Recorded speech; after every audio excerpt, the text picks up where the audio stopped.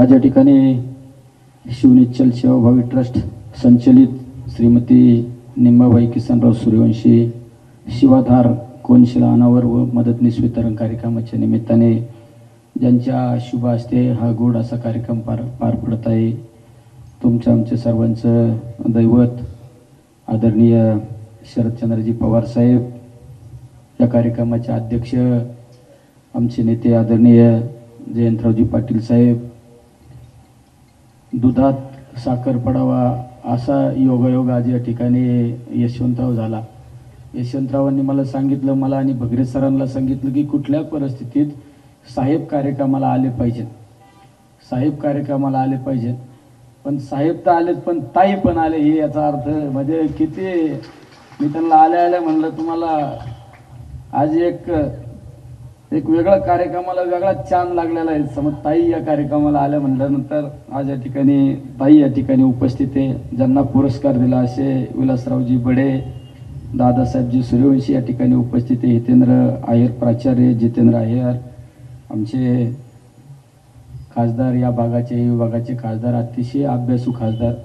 आम्ही त्यांचं काही मार्गदर्शन घेत असतो संसदेमध्ये. असे आदरणीय भगरे सर, आमचे मंगेश चिवटी या ठिकाणी आले, ज्यांनी मुख्यमंत्री साहित्य निधीमध्ये मागच्या 5 वर्षामध्ये अतिशय चांगलं काम केलं. म्हणजे मी तर त्यांच्या माध्यमातून अनेक करोड रुपये माझ्या मतदारसंघात या ठिकाणी आणण्याचा प्रयत्न केला. असे मंगेशराव चिवटी या ठिकाणी उपस्थित आहे. आमचे मालेगावचे नेते आदरणीय बंडूकाका बच्चाव, सर्वच व्यासपीठावरील आमच्या यशवंतराव प्रेम करणारे सर्व मित्रमंडळी या ठिकाणी उपस्थित आहे. खऱ्या अर्थाने शिवनिश्चल सेवाभावी ट्रस्ट हे 13वे वर्ष, 13व्या वर्षामध्ये अनेक मुलांना आधार देण्याचं काम आमच्या यशवंतरावांनी केलं.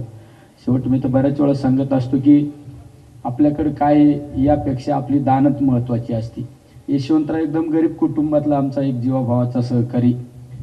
घरची कुठली आर्थिक परिस्थिती नाही. वडील लहान असताना वडील सुद्धा वारले, पण वडील वारल्यानंतर आपण ज्या दुःखातून समाजासमोर आलो, ज्या दुःखाला आपण फाईट आऊट केलं, त्या दुःखात राहणाऱ्या मुलांना आपण त्या मुलांचा पालक झालं पाहिजे, ह्या भावनेतून 13 वर्षापूर्वी ही संस्था सुरू केली आणि त्या संस्थेच्या माध्यमातून अनेकांना आधार देण्याचं काम केलं.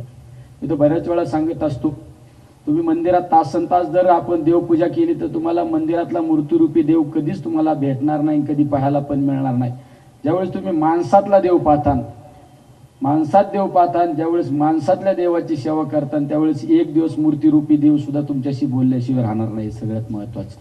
आणि ते माणसातला देव पाहण्याचं काम आमच्या यशवंतरावांनी ही शिवनिश्चल संस्था त्या ठिकाणी करत असते. तुम्ही पाहिलं असेल, आज सुद्धा योगायोग पहा, ज्याने आपण पाहिलं असेल आजच्या परिस्थितीमध्ये कुटुंब ही व्याख्या जर विचारली तर एखाद्याला विचारलं तुमच्या कुटुंबात किती माणसं, तो सांगतो मी, माझी पत्नी आणि माझे 2 मुलं, जमलं तर आई वडील सांभाळणारे कुटुंब व्याख्या आपल्याला पाहायला मिळते. पण हे विश्वची माझे माहेर घर, हे सर्व माझा परिवार, हे सर्व माझं कुटुंब मानणारा आमचा यशवंतराव आणि त्यांच्या कार्यक्रमाला सुद्धा आज आलेले आदरणीय पवार साहेब सुद्धा, हे सगळं मायाजाळ, हे माझा परिवार आहे, माझा परिवार आहे. आणि ते सुद्धा आज पवार साहेब या ठिकाणी आले. मगाशी कुणीतरी वक्त्यांनी सांगितलं की पवार साहेबांचा ज्या ठिकाणी पाऊल पडला आणि ज्याच्या डोक्यावर पवार साहेबांचा हात पडला त्याच्या आयुष्यात सोनं झाल्याशिवाय राहत नाही. आणि पवार साहेबांचा या भूमीमध्ये पाऊल पडला, त्यांच्या हाताने या ठिकाणी या कार्यक्रमाचा शुभारंभ झाला. पवार साहेबांच्या पायात लक्ष्मी सगळ्यात महत्त्वाचं. त्यामुळे यशवंतराव तुमच्या कामाला कधीच अडचण येणार नाही, कारण पवार साहेबांनी अशा अनेक संस्था या राज्यामध्ये नाही देशामध्ये उभ्या केल्या, अनेक निराधार मुलांना उभं केलं. पवार साहेबांची सुद्धा बारामतीमध्ये 9 ते 10 हजार मुलं असे शिकतात ज्यांना आई वडील नाही. महाराष्ट्रातली कुठलाही मुलगा आई वडील नाही, निराधार आहे, त्याला कुठला आधार नाही. पवार साहेब डायरेक्ट सांगतात आमच्या बारामतीत या आणि बारामतीत चांगल्या दर्जाचं शिक्षण देण्याचं काम पवार साहेब त्या ठिकाणी करतात. त्यामुळे आज या ठिकाणी पवार साहेब या ठिकाणी आलेले स्वतः.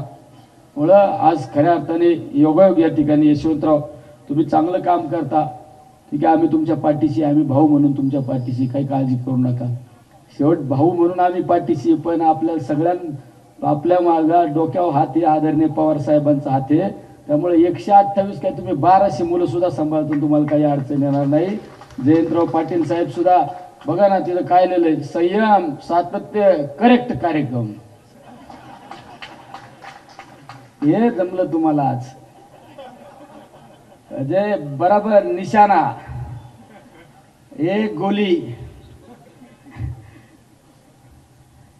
एक निशाणा, ते म्हणजे आदरणीय जयंतराव पाटील साहेब सुद्धा म्हणजे किती, आणि ताई म्हणजे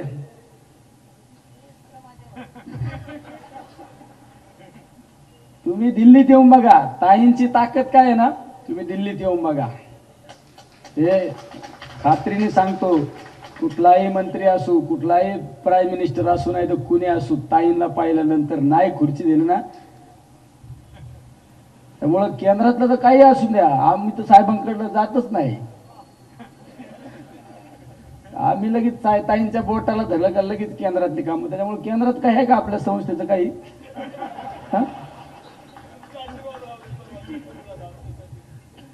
तुम्ही एक दिवस यशवंतराव दिल्लीत यायचं आणि ताईंना सांगायचं, ताई जरा CSRची अडचणी आहे.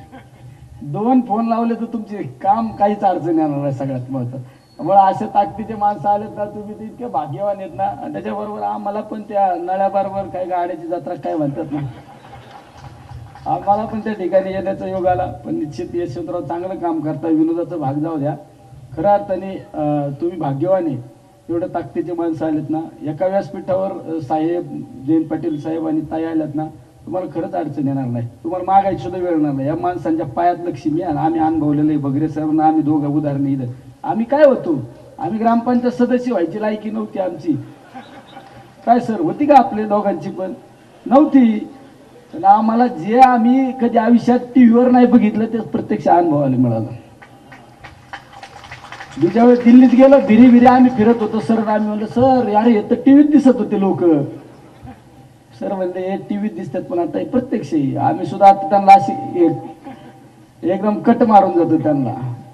हे कोणामुळे शक्य? या माणसांमुळे शक्य. त्यामुळे या माणसांना पूजा तुम्ही आयुष्यात काही कमी पडणार नाही. आम्ही यांच्यात देव पाहतो, खरं यांच्यात देव पाहतो. हे खरं आम्ही मूर्ती रूपीत देव नाही पाहिला, पण साहेबांसारख्या, ताईंसारख्या आणि जयंत पाटील साहेबांच्या माणसात आम्ही देव पाहिला. त्यामुळे आम्ही ठरवलेलं आहे, आमच्या आयुष्यात काय असेल नाही, यांच्यात पाया काय असेल ते चांगलं होईल नाही तर वाईट होईल, पण यांच्यात पाया होईल शेवट महत्वाचं.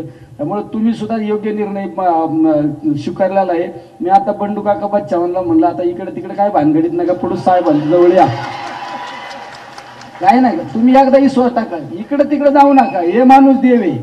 नाही परीस झाला ना तुमच्या आयुष्यात, नाम बदललेंगे. सांगा तुमच्या जवळचे आहे ना शिवशेजारचे, काही नाही कोणाच्या नादी लागू नका. हे चालत्या गाडीत लोक आपल्याला आश्वासनं दाखवणार, हाय बाय करणार आणि ऐन टायमाला चांगला दिवस आला सोडून देणार.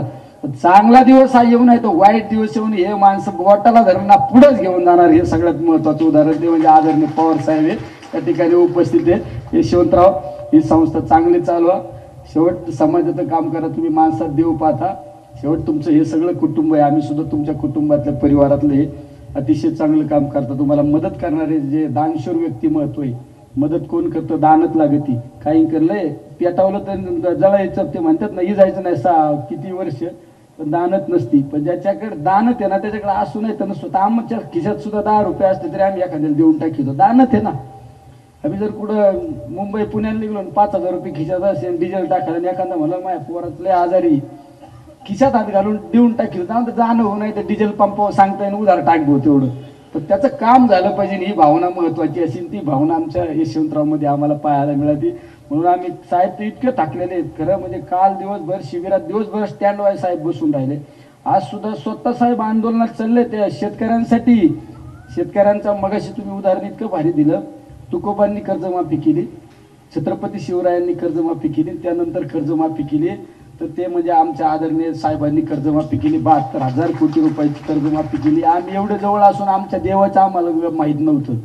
ह्या ज्या ठिकाणी माहिती मिळाली. त्यामुळं अतिशय आज इतक्या धावपळीच्या कालखंडामध्ये पण साहेबांनी सांगितलं, अरे चांगलं काम करतो, समाजाचं काम करतो ना, त्या यशवंतरावच्या कार्यक्रमाला आपण गेलं पाहिजे. ताईंना सप्तशृंगी गडावर दर्शनाला जायचं होतं, पण ताई म्हणल्या मी आधी यशवंतराव इतकं चांगलं काम करतो ना, आपल्या त्या सहकार्याच्या कार्यक्रमाला गेलं पाहिजे. जयंत पाटील सुद्धा इतक्या धावपळीतून, जयंत पाटलांचं 2 दिवसापूर्वी कोणाला माहित नाही, दाढीचं ऑपरेशन झालेलं आहे जयंत पाटील साहेबांचं, त्यांनी कोणालाच सांगितलं नाही. ते सुद्धा त्यांनी सुद्धा सांगितलं आपण गेलं पाहिजे. ही भावना कशी असती, जो कळकळीचा कार्यकर्ता आहे ना त्याच्याबद्दलच भावना असतील.